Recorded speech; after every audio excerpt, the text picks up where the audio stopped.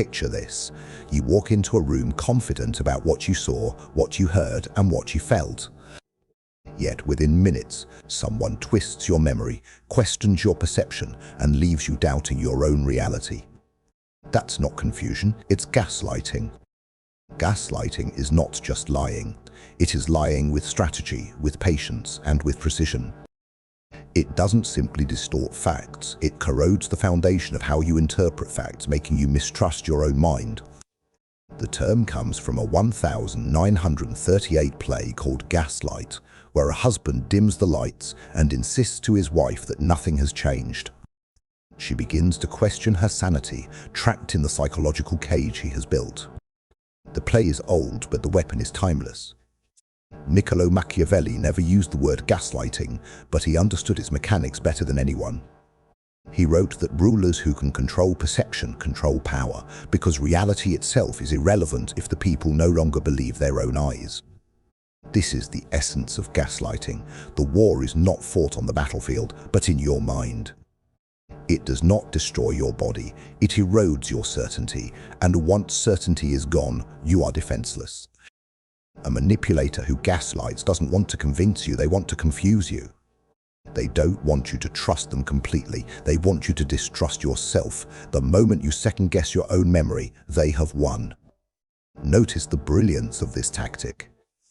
Chains can be broken, walls can be climbed, but when the prison is inside your mind, there is nowhere to escape. That's why gaslighting is one of the most insidious tools of psychological warfare. Let's dissect how it works. Gaslighting usually begins subtly. A denial here, a dismissal there. The gaslighter tells you that never happened, or you're overreacting. Small phrases repeated often slowly chip away at your confidence. Then comes minimization. It wasn't that big of a deal. You're being dramatic. Here, the gaslighter doesn't outright deny reality, but they shrink its importance until you feel foolish for caring. You start wondering if you are, in fact, overreacting. Projection is another weapon. They accuse you of doing the very thing they're guilty of. They cheat, but say you're untrustworthy. They manipulate, but accuse you of playing games. Your instinct tells you something is off, but their accusations twist the mirror until you see yourself as the problem. Another tactic is rewriting history. I never said that. You must be misremembering. They speak with such conviction that you begin to doubt your memory. Human recollection is fragile, and once you question it, they slide their narrative into the cracks. Gaslighting thrives in uncertainty. When you argue, they shift the topic. When you point out facts, they attack your tone. When you ask for clarity, they drown you in words until you're too exhausted to push back. It's not about logic, it's about destabilization. Psychologists call this cognitive dissonance fatigue. When your brain constantly struggles between what you experience and what you're told, it drains your energy. Eventually, silence feels easier than resistance. That silence is the manipulator's victory. Why does it work so well? Because humans crave social approval.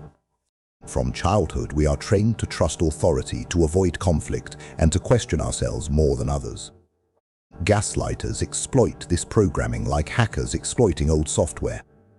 Machiavelli warned that appearances often matter more than truth. A prince can survive being hated if he maintains the illusion of legitimacy. Likewise, a gaslighter doesn't need to erase reality, they only need to make you doubt whether your version of it is legitimate. Think of it this way. In chess, the most powerful piece isn't the queen, it's the perception of the queen. If you believe she dominates the board, you adjust your play accordingly. Gaslighting is psychological chess.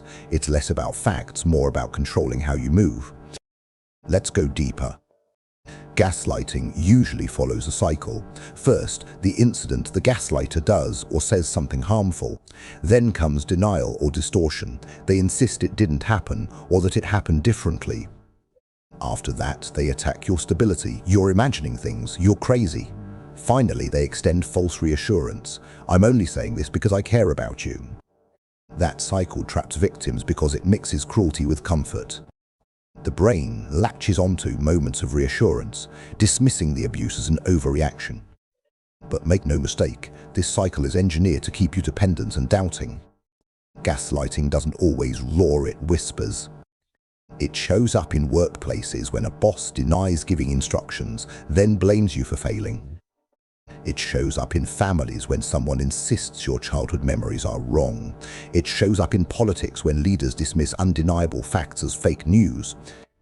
The brilliance is that gaslighting makes resistance look irrational.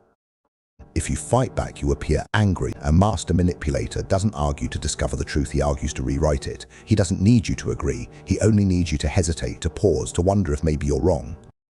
That hesitation is the wedge that lets him pry open your mind. Gaslighting's genius is that it doesn't break you at once. It chips away small blow after small blow until your certainty collapses. What begins as defending yourself in one conversation becomes questioning yourself in every conversation. Let's map the battlefield. The first tactic is denial.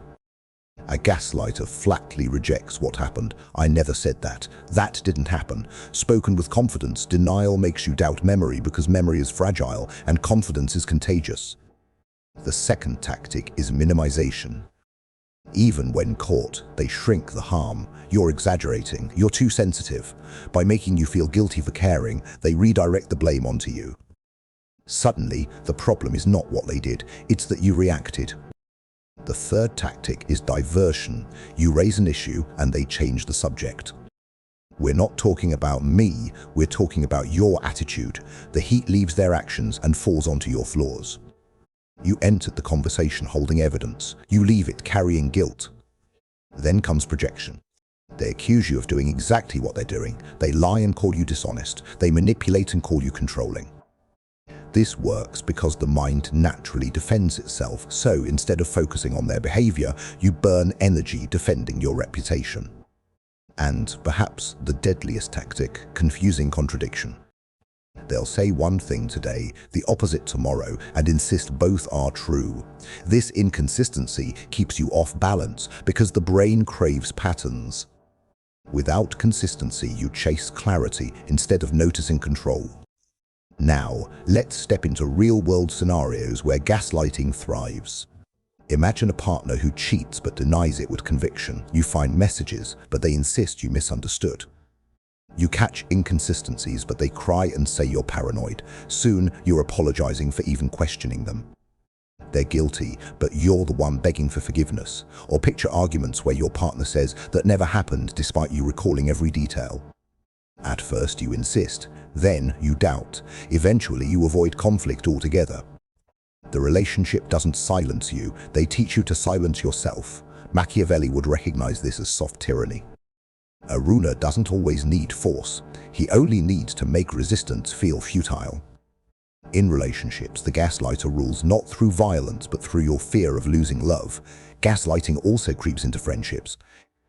A toxic friend dismisses your achievements. It's not that big of a deal. They mock your insecurities, then claim, I was only joking. When you confront them, they say, you're too sensitive. Over time, you stop trusting your feelings. This is how loyalty gets weaponized. The gaslighter knows you value the friendship, so they exploit it. You give them the benefit of the doubt, and they take it as permission to reshape your reality. Machiavelli would warn, loyalty is the easiest weakness to exploit.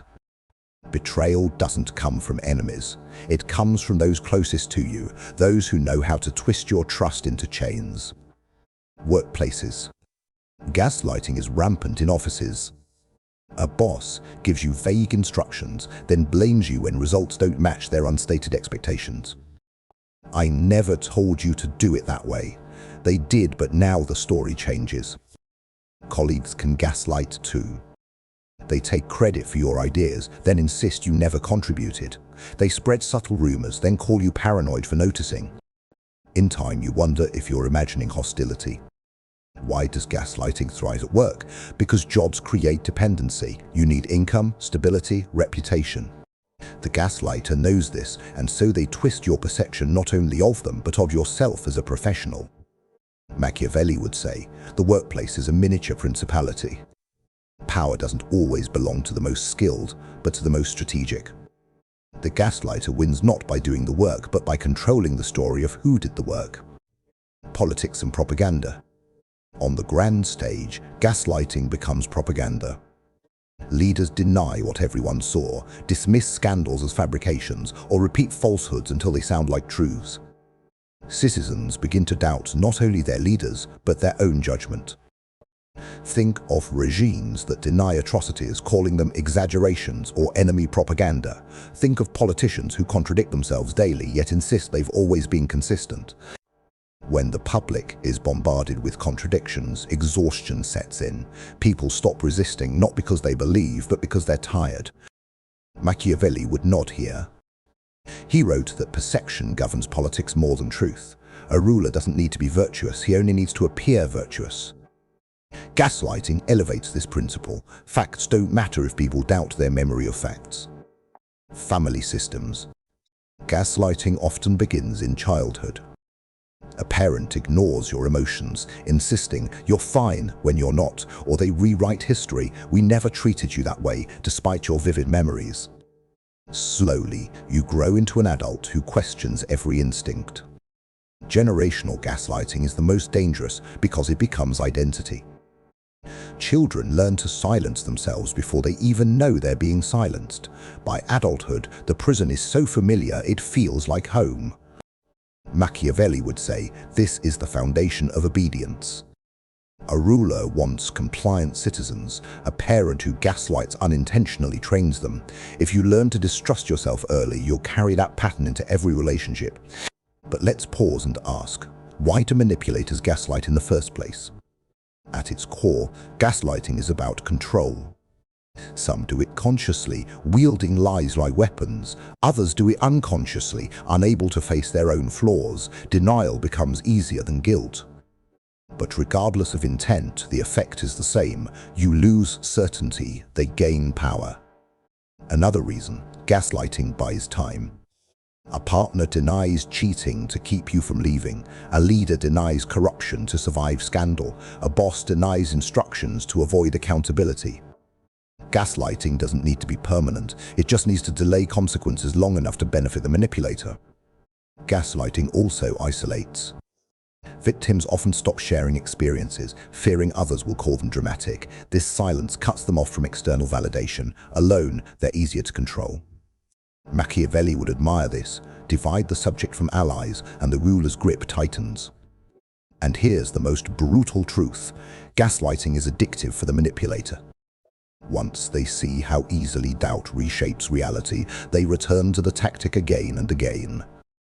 Control is a drug, and gaslighting is their supply.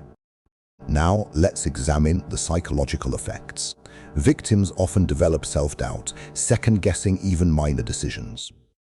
They may experience anxiety, living in constant fear of being wrong. Some develop depression, losing belief in their own worth. In extreme cases, they may even experience dissociation, detaching from reality because it feels safer than constant doubt. This erosion of self is the gaslighter's ultimate victory. They don't just want to win arguments, they want to rewrite your identity. Once you no longer trust yourself, you'll trust them.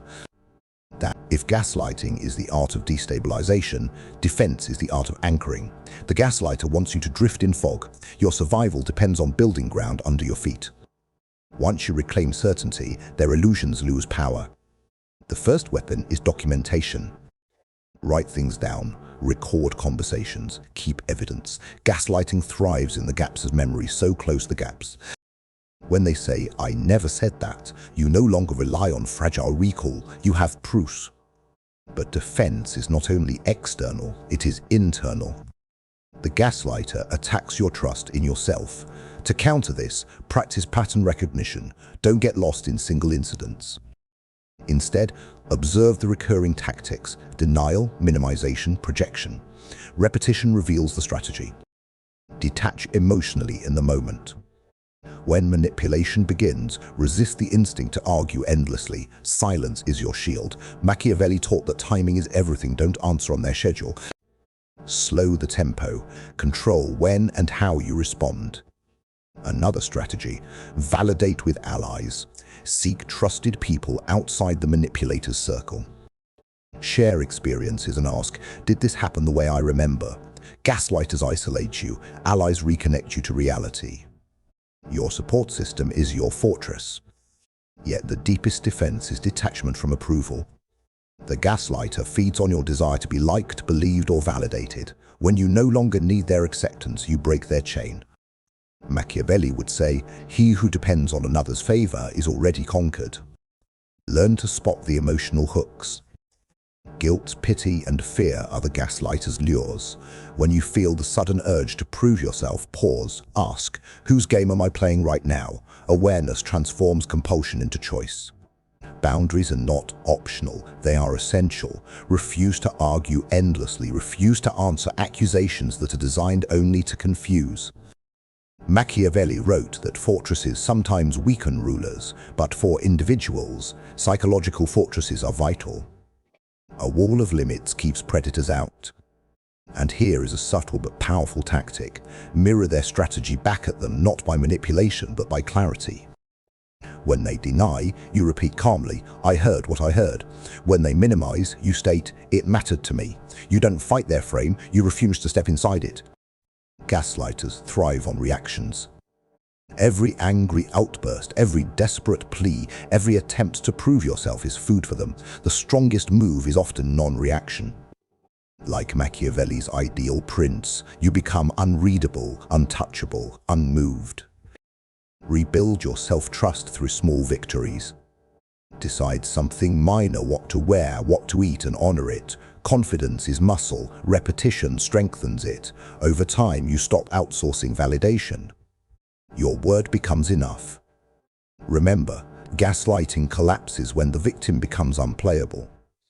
The manipulator's entire game is prediction. If they cannot predict your doubt, they cannot control your perception. In unpredictability, you regain sovereignty. Consider also the tactic of external anchors. Use journals, recordings, even therapy to create mirrors outside the gaslighter's influence. Anchors ground you when the manipulator shakes the earth beneath your feet. But defense is not just personal, it's strategic. In workplaces, document emails and meetings. In politics, rely on multiple news sources. In families, set limits on contact. In relationships, notice when reassurance feels more like a leash than a comfort. Machiavelli would stress realism. Not every battle is worth fighting. Sometimes defense means disengagement. If a manipulator cannot be changed, your best strategy is withdrawal. Survival is victory. Walking away is sovereignty. Yet leaving is often the hardest move. Gaslighters weave dependency. They convince you that without them you're lost. Here's the truth: without them you rediscover yourself. The prison door was always unlocked. You only needed to stop believing their illusion. Defense also means reframing identity. You are not fragile because you were gaslighted. You are aware because you saw it. Awareness is rare. Most remain blind. To see manipulation clearly is not weakness, it's power. And power is the antidote to manipulation. When you trust your perceptions, you move differently. You speak with clarity. You no longer chase explanations, you enforce boundaries. That shift alone breaks the gaslighter's spell. Machiavelli observed that those who cannot control themselves are controlled by others. Gaslighting tests this principle. Defend your perception, defend your emotions, and you defend your sovereignty. Lose them, and you hand over your crown. So train detachment like a weapon. Journal daily. Anchor your reality. Build circles of validation. Limit exposure to manipulators. And above all, stop negotiating your truth with those invested in erasing it.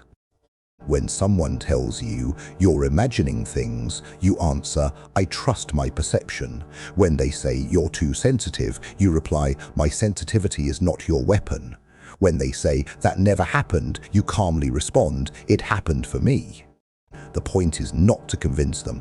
The point is to remind yourself. Defense is not about changing the gaslighter, it's about refusing to let them change you. Think of the sovereign state. Machiavelli advised rulers to secure borders, control information, and project strength. Apply this inward, secure your mind, control your narrative, project self-trust. You become a fortress the gaslighter cannot penetrate. And here lies the ultimate victory: indifference. The gaslighter's greatest fear is irrelevance. When their words no longer shake you, when their denial no longer rattles you, when their projection no longer hooks you, you've won. Gaslighting only works on those who still crave approval, who still fear disapproval, who still believe they must explain themselves. Once you kill that hunger, you become untouchable. This is the Machiavellian endgame. You stop being their victim and become their mirror.